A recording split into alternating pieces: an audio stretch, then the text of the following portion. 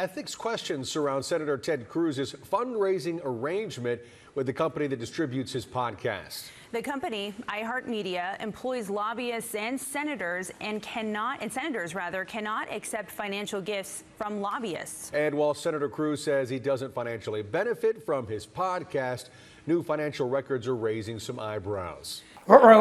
Seems like a power-humping glory hole. Ted Cruz, and that's a technical term, not Ted Cruz, is in some trouble, real trouble.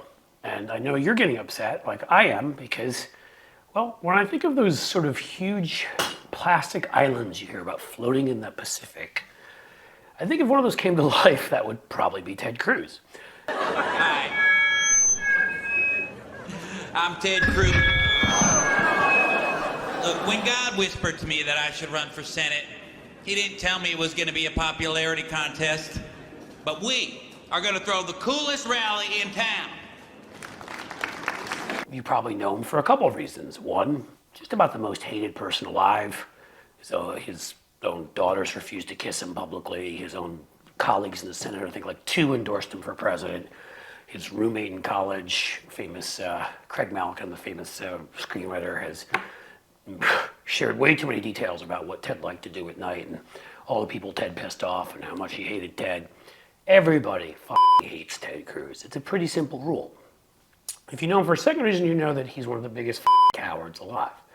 He, of course, helped spur on January 6th with his big speech telling people to go out and kick ass, and then, of course, was nowhere to be found when the people showed up to kick ass. He ran away and hid, just the way he ran away and hid from Texas when people were dying because they weren't providing heat to people because his friend Greg Abbott had been corrupted by campaign contributions and people weren't getting the proper utilities that they needed. And they were dying, but he was off to Cancun. And you probably remember those images of the big pot belly and the mask with the flag of Texas on it, you know, with his bag. And he was only going to take his daughters down there, as he said. He was going on vacation while his constituents are freezing to death. And the biggest one of all, of course, is Donald Trump called his wife ugly. And I'm sure you've seen those pictures of him sitting there with a little sad face, looking like just about the most pathetic thing alive, making phone calls, campaign calls for Trump after Trump called his wife ugly during the primaries, saying he wouldn't endorse him and then endorsing him, and then making phone calls for him and then helping him in the insurrection. So you probably know that about him too, is that he's a complete coward. And, you know, well, here's a third reason you may know of him. His podcast. The dude never shuts the up about his podcast. It seems like he's a podcaster who senates on the side.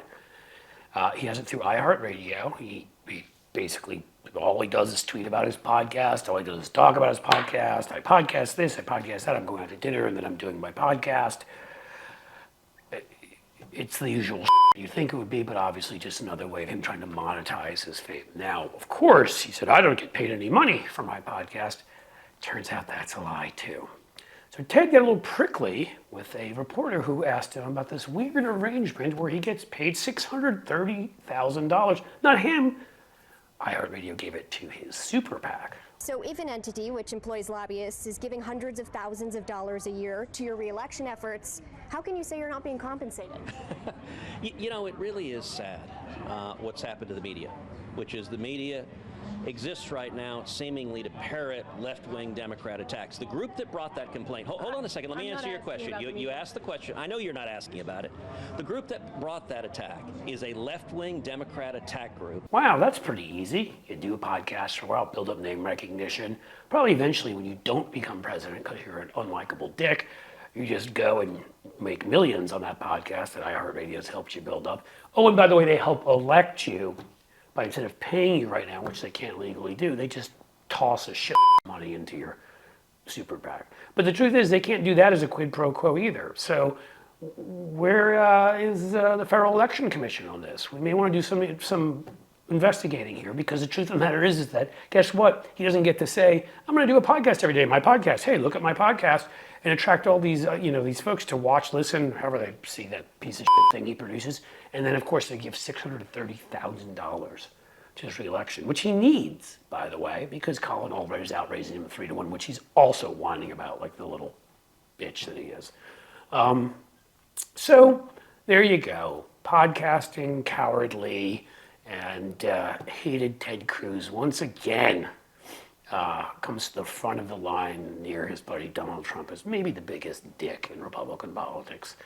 I hope they investigate him for this, and it'll be fun watching Colin Albert kick his ass in November. You know, maybe Ted Cruz can't sound cool, but I bet we can make him look cool. Who wants to see Ted Cruz talk about?